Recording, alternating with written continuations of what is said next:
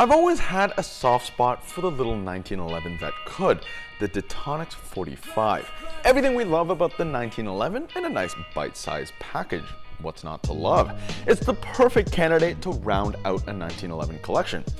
There was only ever one reason why I never ended up buying one. Pinky room. No matter how much I compressed my bottom 3 fingers, I always found my pinky slip sliding over the edge. And it goes beyond just shooting comfort. Pop in a magazine, and unless you're sticking up that pinky like you're sipping a martini, you're gonna pinch some skin. So when I saw the Works NE1000 series on the market with its slightly larger, albeit still small footprint, I knew we had to take a closer look.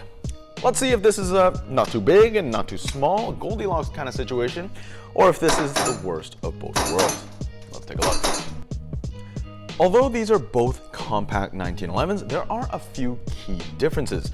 The Detonics is based on the Detonics Combat Master, released in 1976, and it was designed from the ground up to be an ultra-compact 1911 with no beaver tail safety, a very short grip, low-profile hammer, and also shortened sight radius. The NE1000, which from now on I'll just call the NE, was based on the Springfield Armory V10 introduced in the late 90s. It was designed to be almost as compact, but with less compromises, offering full-size controls and sights that 1911 shooters would already be accustomed to. The NE is available in 3 different flavors, the NE1001, 2, and 3 in silver, black, and dual tone respectively. Pricing is just north of 200 Canadian, with the black one being the cheapest, but only by about $5. First and foremost, the NE is an all-metal build as opposed to the plastic build of the TM Detonics. This bumps up the weight from 644 grams of the Detonics up to 856 grams for the NE. For way of reference, a full metal WE1911A1 comes in at 945 grams, whereas a real 1911 comes in at about 1100. A decent amount of heft in a nice compact package feels great in the hands, but it is a touch rear balanced versus the 1911A1 with its near perfect weight distribution.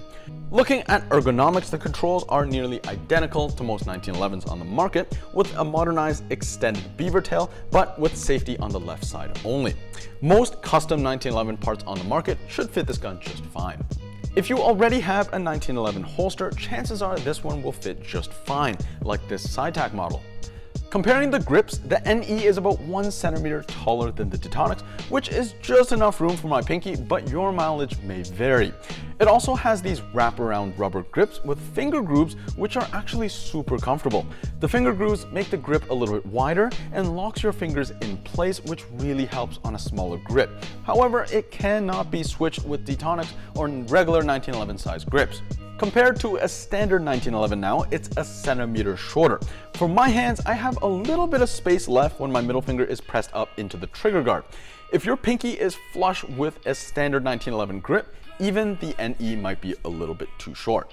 This also means the magazines are different for all 3 pistols. The TM Detonics is a different design anyways and wouldn't be compatible regardless.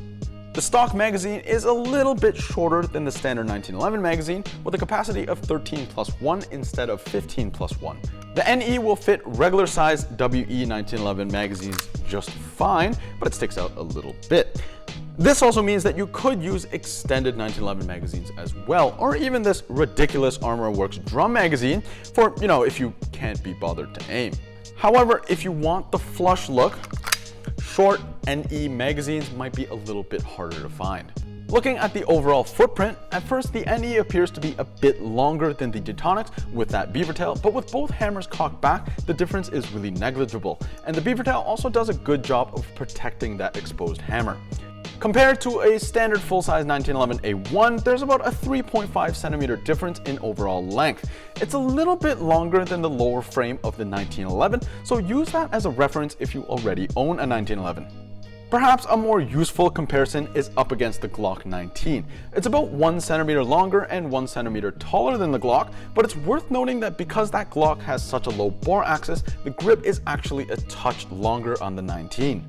As far as barrel length goes, the NE is 1 millimeter longer than the Detonics at 90 millimeters versus 89.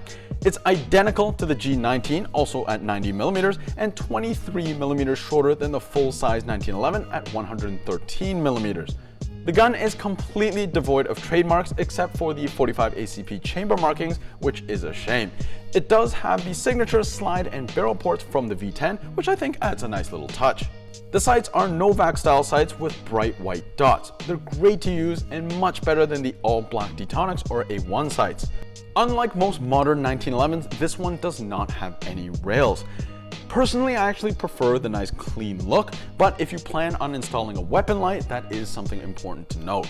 Let's check out the build quality. Give it the old shake test, and all the metal parts sound like an angry maraca. Not my first choice as far as stealth goes.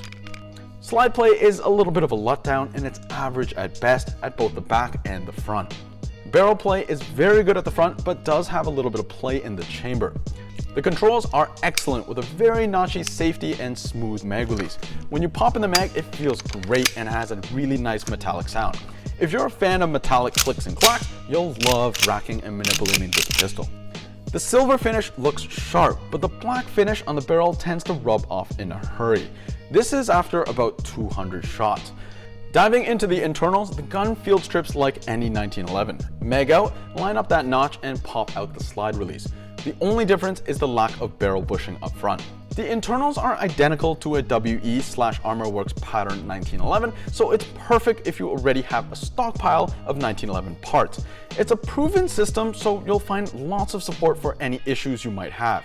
You can swap around the uppers and lowers to make a 1911X looking thing, which is actually pretty cool. Or, a 1911 if you have smaller hands. Let's take a look at that trigger. It's a 3-hole design with nice serrations up front. Unfortunately, there is a bit of up and down play, which doesn't feel the greatest. There's 1mm of travel until the wall. The break isn't immediately after that wall, but after another 2mm of stiffer travel. Break itself feels good with a clean action and a nice sound too. There is no over travel after the break. Reset is where the wall begins and has a nice click, but you hear it more than you feel it. 1911 triggers are very nice to use, and this one is as good as any stock 1911. Onto the range now. The NE starts off at 260 feet per second and stays right in that range for the entire first magazine. The shorter barrel and thinner magazine definitely hurt velocity, and this is definitely more of a short-range pistol. With one fill of gas, it manages to push out 42 rounds, which is just over 3 magazines. Under normal shooting, expect about 2 magazines, which is actually a little bit more than I expected for a mini single-stack magazine. Using a standard 1911 magazine, the FPS was bumped up by about 10 to 270. On one fill of gas, it pumps out 9 more shots than the Shorty Mag did at 51, or just under 4 magazines. Comparing it to the standard WE1911, it's hard to believe that extra bit of barrel pushes out the velocity more than 60 feet per second. Interesting that with the same full-size 1911 magazine, we get exactly the same amount of shots, or 51. Shooting some targets now, I really like how similar everything feels to a full-size 1911. If you're used to one, you'll be nailing targets on your first magazine. That being said, the NE tended to shoot a little high with .2s, but left and right the iron sights did line up pretty nicely. Trying to shoot this little hanger, it was capable of it, but it wasn't consistent enough to hit it every time. Same thing goes for the WE1911, which had just about the same success rate. Despite quite a large difference in velocity, the accuracy felt about the same for the two. The blowback on the NE is very nice, super crisp, and it has a great sound when you shoot it. Again, very comparable to the standard 1911, but perhaps it's something to do with a shorter slide, but it does feel a little bit more clean. And there you have it, the ArmorWorks NE series of 1911s. Let's talk a little bit about who this pistol is for. Naturally, if you're a fan of 1911s and you already own an ArmorWorks or WE1911, this makes a great addition to the collection that's already compatible with your existing magazines and parts. But if you're looking for a pistol as a primary, I would look elsewhere.